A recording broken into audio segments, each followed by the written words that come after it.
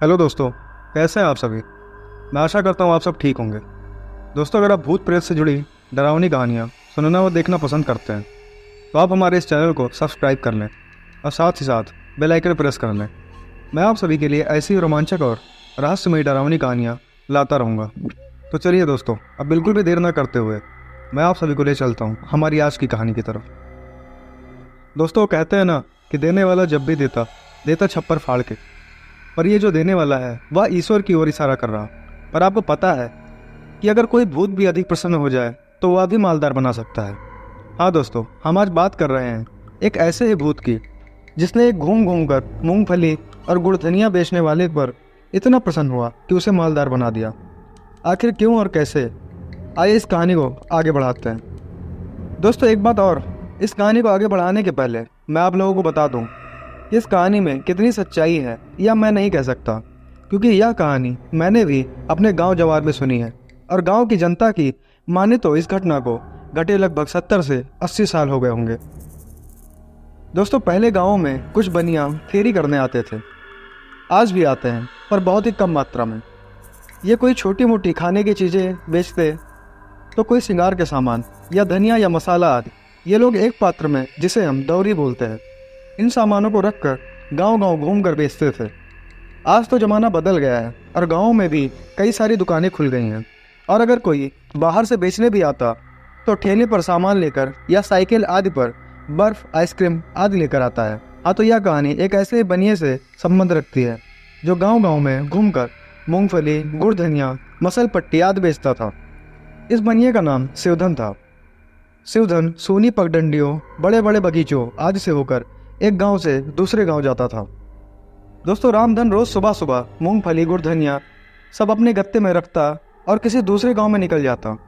एक गांव से दूसरे गांव होते हुए मूंगफली, गुड़ धनिया बेचते हुए वह कभी कभी शाम को अपने गांव वापस आता।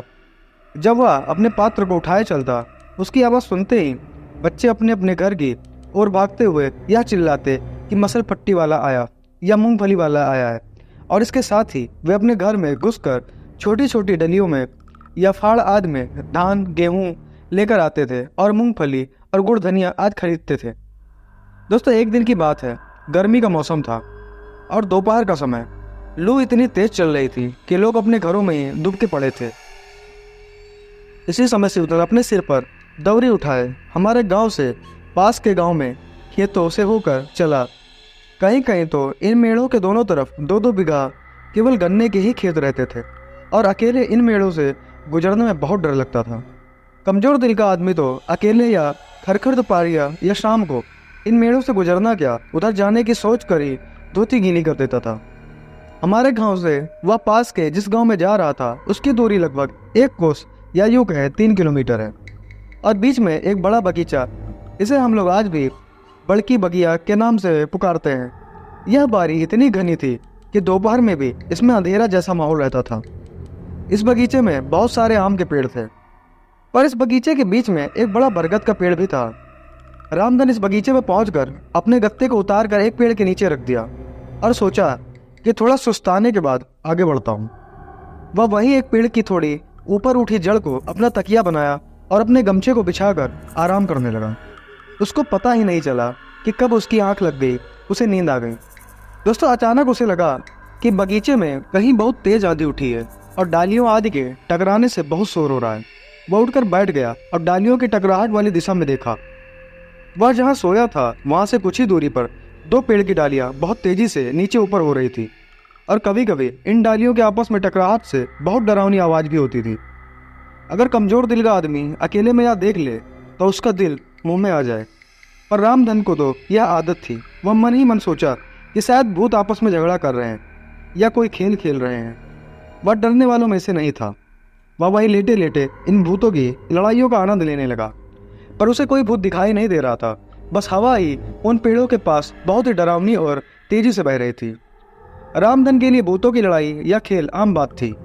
उसे बराबर सुनसान रास्तों, झाड़ियों, घने घने बगीचों से होकर अकेले जाना पड़ता था। अगर वह डरने लगे तो उसका धंधा ही चौपट हो जाता। उसका पाला बहुत बार भूत प्रेत चुड़ैलों से पड़ा था, पर किसी ने उसका कुछ नहीं बिगाड़ा था। वह अपने आप को बहुत बहादुर समझता था। और इन भूतों प्रेतों को आम इंसान से ज्यादा तवज्जो नहीं देता था। रामधन ने लेटे लेटे ही अचानक देखा कि एक बड़ा ही भयंकर और विशालकाय प्रेत एक पेड़ से उस पेड़ पर गुस्से से लाल होकर कूद रहा है, और इसी कारण से उन दोनों पेड़ की डालियां बहुत वेग से चरर मरर की आवाज करते हुए नीचे ऊपर हो रही हैं। रामधन को और कौतूहल हुआ। अब वह और सतर्क होकर उस भूत को देखने लगा। रामधन को लगा कि अभी तो यह प्रेत अकेले था, अब यह दूसरा कहाँ से आ गया। अच्छा, तो यह बात है। अब रामधन को सब समझ में आ गया। दरअसल बात यह थी कि यहाँ भूतों का खेल नहीं, भयंकर झगड़ा चल रहा था। वह बड़ा भूत उस दूसरे भूत को पकड़ने की कोशिश कर रहा था, पर कामयाब नहीं हो रहा था, और इसी गुस्से में डालियों को भी तोड़ मरोड़ रहा था। अब तो रामधन को और मजा आने लगा था, क्योंकि भूतों की संख्या बढ़ती जा रही थी। अभी तक जो ये भूत अदृश्य थे, अब एक एक करके दिखने लगे थे। और रामधन के लिए सबसे बड़ी बात यह थी कि आज तक उसका पाला जितने भूत प्रेत चुड़ैलों आदि से पड़ा था, उनमें काफ़ी समानता थी। और आज जो भूत प्रेत एक एक कर प्रकट हो रहे थे, वो बिल्कुल भी एक दूसरे के समान नहीं थे। वे एक से बढ़कर एक विकराल थे। किसी किसी की सूरत तो बहुत ही डरावनी थी। रामधन को एक ऐसी भूतनी भी दिखी जिसके 2 सिर और 3 पैर थे। उसके नाक नहीं थे और उसकी आंख भी एक ही थी, और वह भी मुंह के नीचे। रामधन अब उठकर बैठ चुका था, और भूतों की लड़ाई भी बहुत तेज हो चुकी थी। भूत एक दूसरे के जान के प्यासे हो गए थे। इन भूतों की लड़ाई में कई डालियां भी टूट चुकी थीं, और उस बगीचे में बवंडर उठ गया था। अंत में रामधन ने देखा कि एक विकराल बड़े भूत ने एक कमजोर भूत को पकड़ लिया है और बेतहाशा उसे मारे जा रहा है। दोस्तों, धीरे धीरे करके सारे भूत अदृश्य भी होते जा रहे थे। अब वहाँ वही केवल 3 टांग वाली भूतनी ही बची थी, और वह भयंकर विकराल भूत। अब रामधन भी उठा, क्योंकि इन भूतों की लड़ाई में लगभग उसके 1 घंटे निकल चुके थे। रामधन ने ज्यों ही अपने गत्ते को उठाना चाहा, वह उठ ही नहीं रहा था। रामधन को लगा कि अचानक यह दौरी इतनी भारी क्यों हो गई है। उसने दोबारा कोशिश की और फिर तिबारा, पर दौरी उठी नहीं। पसीने से पूरा नहा गया था और किसी अनहोनी की आशंका से कांप गया।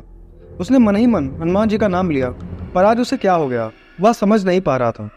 आज तक तो वह कभी डरा नहीं था, पर आज उसे डर सताने लगा। उसके पूरे शरीर में एक कपकपी सी उड़ रही थी, और उसके सारे रोए जैसे एकदम खड़े हो गए थे। अचानक उसे उस बगीचे में किसी के चलने की आवाज़ सुनाई दी। ऐसा लग रहा था कि कोई मदमस्त हाथी की चाल से उसकी तरफ बढ़ रहा है। रामधन को कुछ दिख तो नहीं रहा था, पर ऐसा लग रहा था कि कोई उसकी ओर बढ़ रहा है। उसके पैरों के नीचे आकर सूखी पत्तियां चरर मरर कर रही थीं। अब रामधन ने थोड़ा हिम्मत से काम लिया और भागना उचित नहीं समझा। उसने मन ही मन सोचा, यार जो कुछ भी हो जाए, पर वह यहाँ से भागेगा नहीं। अचानक उस दैत्याकार अदृश्य प्राणी के चलने की आवाज़ थम गई। अब रामधन थोड़ा और हिम्मत करके चिल्लाया, कौन है? जो कोई भी है, सामने क्यों नहीं आता? अब सब कुछ स्पष्ट था, क्योंकि एक विकराल भूत, या वही था जो दूसरे भूत को मार रहा था, रामधन के पास प्रकट हुआ, पर एकदम शांत भाव से।